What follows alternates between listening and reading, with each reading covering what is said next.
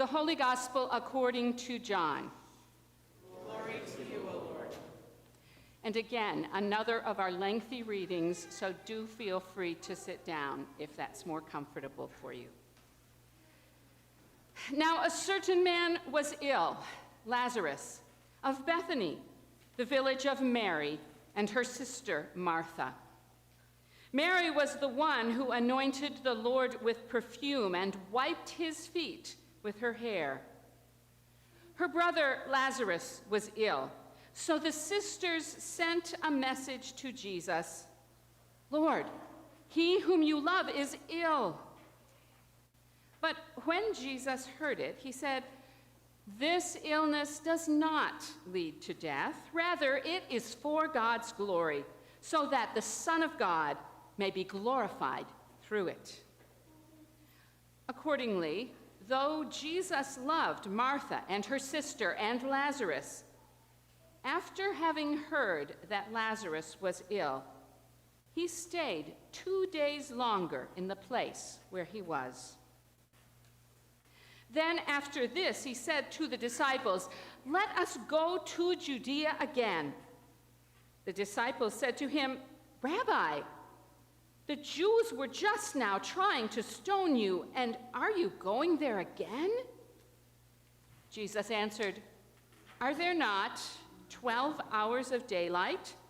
Those who walk during the day do not stumble, because they see the light of this world. But those who walk at night stumble, because the light is not in them." After saying this, he told them, "Our friend Lazarus has fallen asleep, but I am going there to awaken him." The disciples said to him, "Lord, if he has fallen asleep, he will be all right." Jesus, however, had been speaking about his death, but they thought that he was referring merely to sleep. Then Jesus told them plainly, "Lazarus is dead. For your sake, I am glad I was not there, so that you may believe. But let us go to him."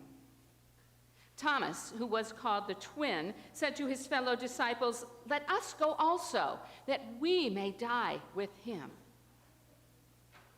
When Jesus arrived, he found that Lazarus had already been in the tomb for 4 days.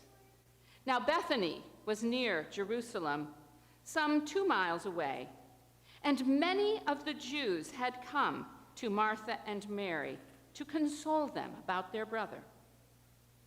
When Martha heard that Jesus was coming, she went and met him, while Mary stayed at home.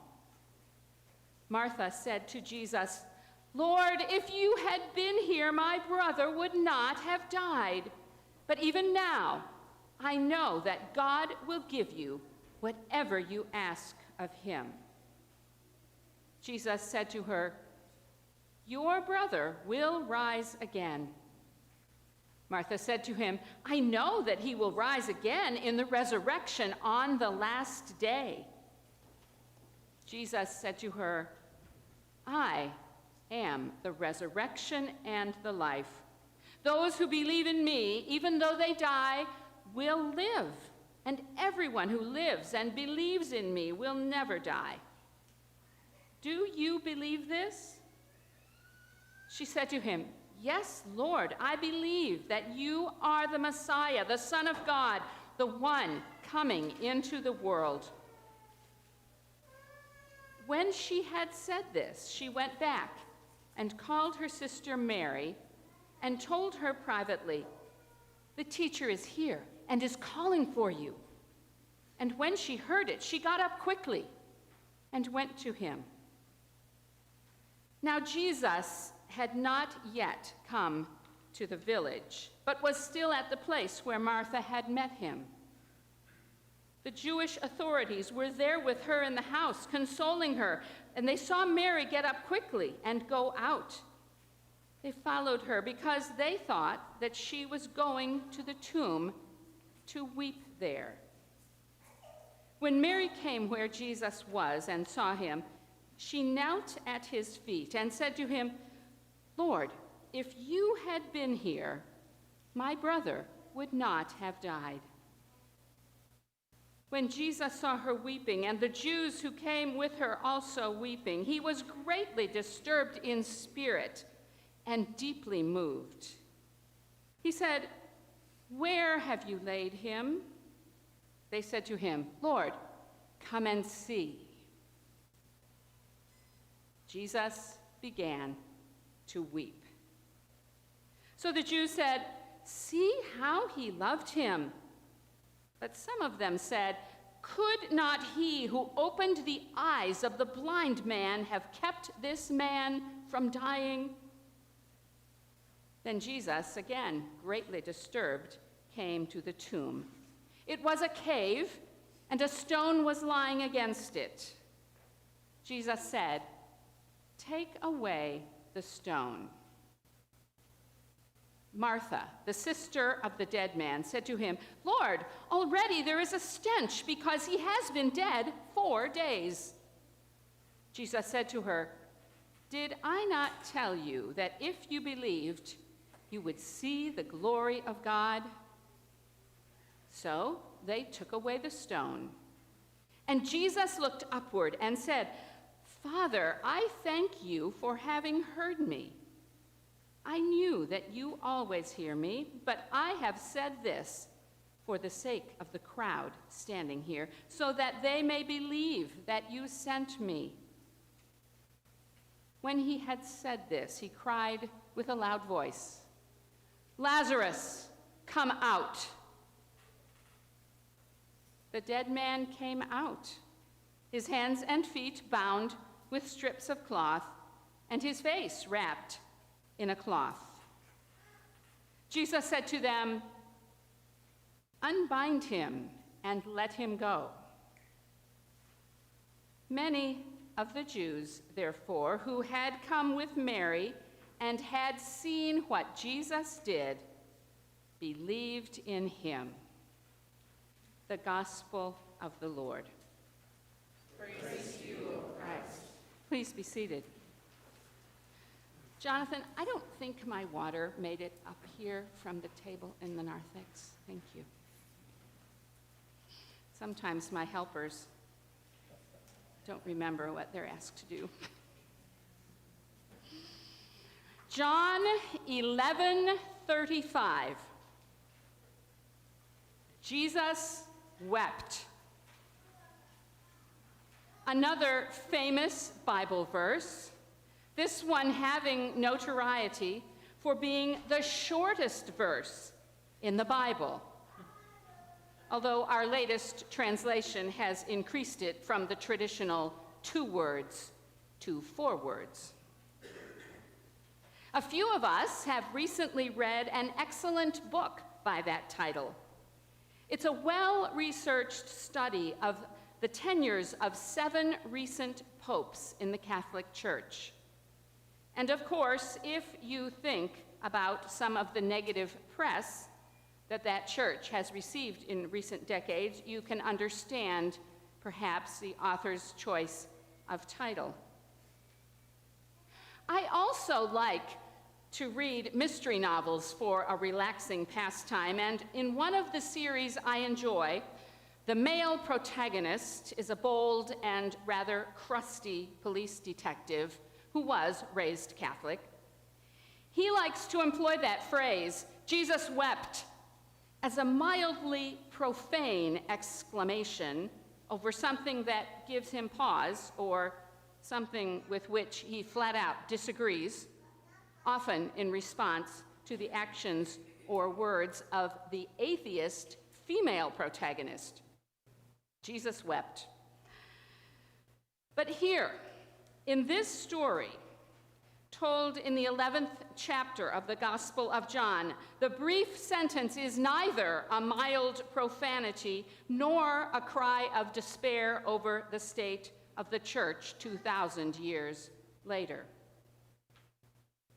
It is a description of the response of a very human Jesus to a heartbreaking reality. In this verse, there is no assurance that Lazarus only sleeps.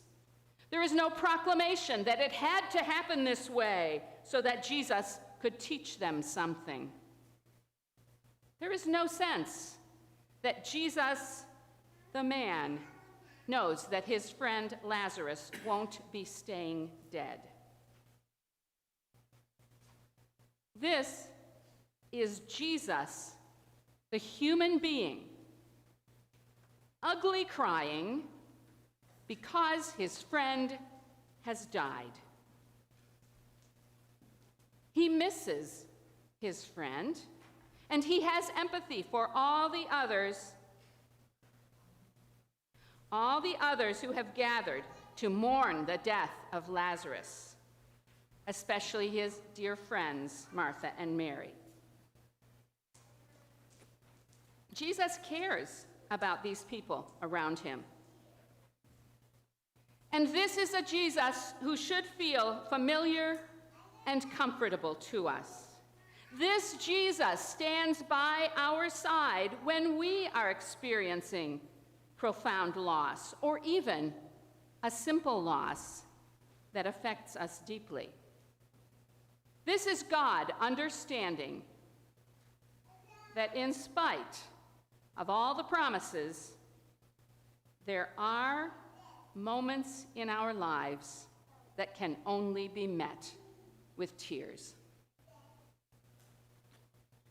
I invite you to conjure up such a loss right now. Most of us have experienced something like that. Maybe it happened recently, so it isn't at all hard to feel that loss all over again. Maybe it lies deep in your past, but is the kind of memory that doesn't go away. And as you bring that loss into view, as you perhaps feel it all over again, remember Jesus beside you. Jesus, the human being, crying with and for you. Sometimes Jesus looks like your fellow worshiper who gazes at you with the compassionate eyes of Jesus. Sometimes Jesus looks like the good friend who holds you, who hands over the Kleenex and lets the tears flow for just as long as they need to. Sometimes Jesus looks like the small child who hurtles in to hug your knees, not understanding what's wrong, but knowing exactly what's needed when tears are flowing. And sometimes Jesus looks like you, when you're the one offering comfort and support. When we are living in our loss, Jesus is there.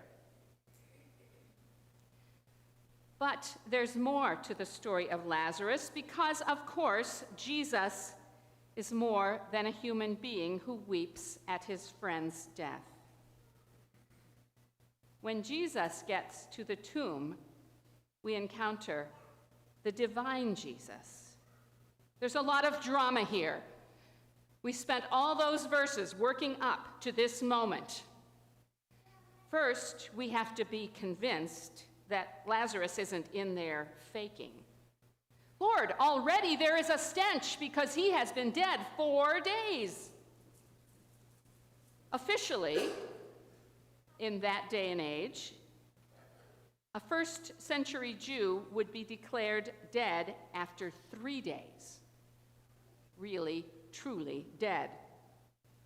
And here we are given an extra day to tell us that there is no doubt.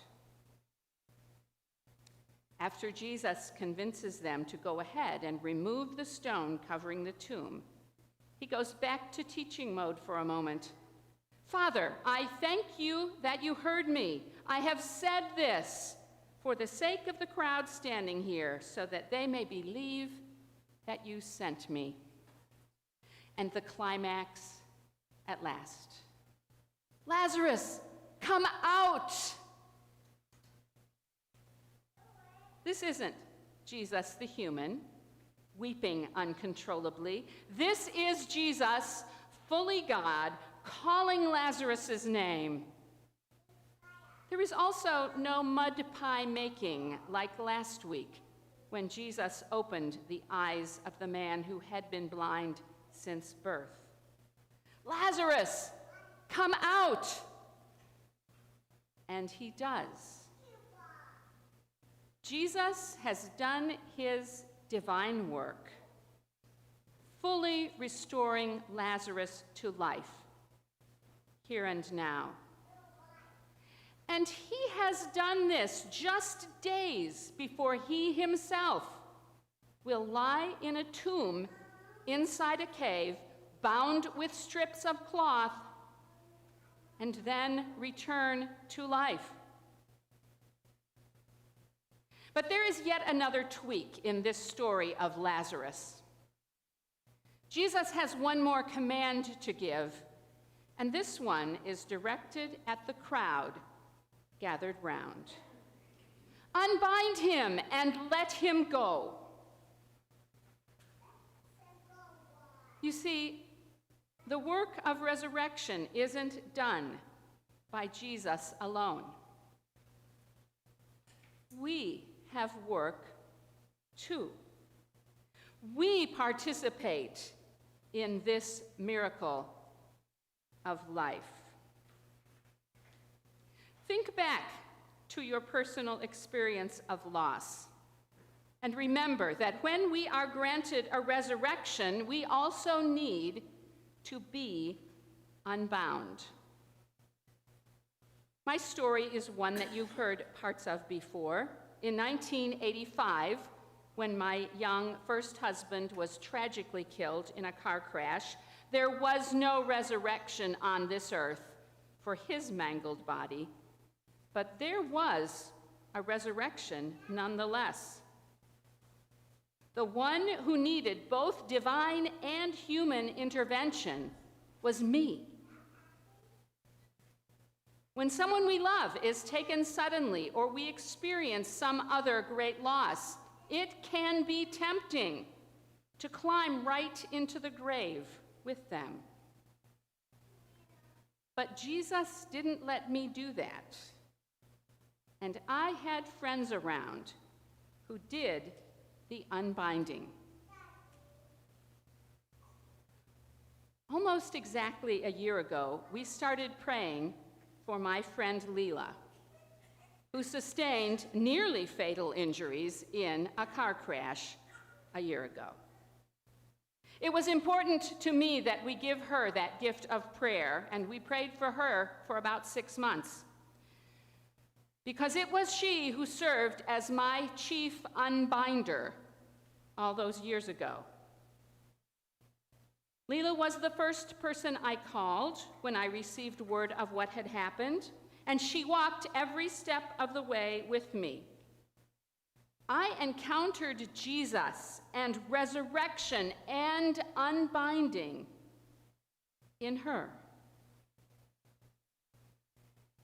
And after her crash in March of 2025, she experienced Jesus in resurrection and unbinding herself, thanks be to God.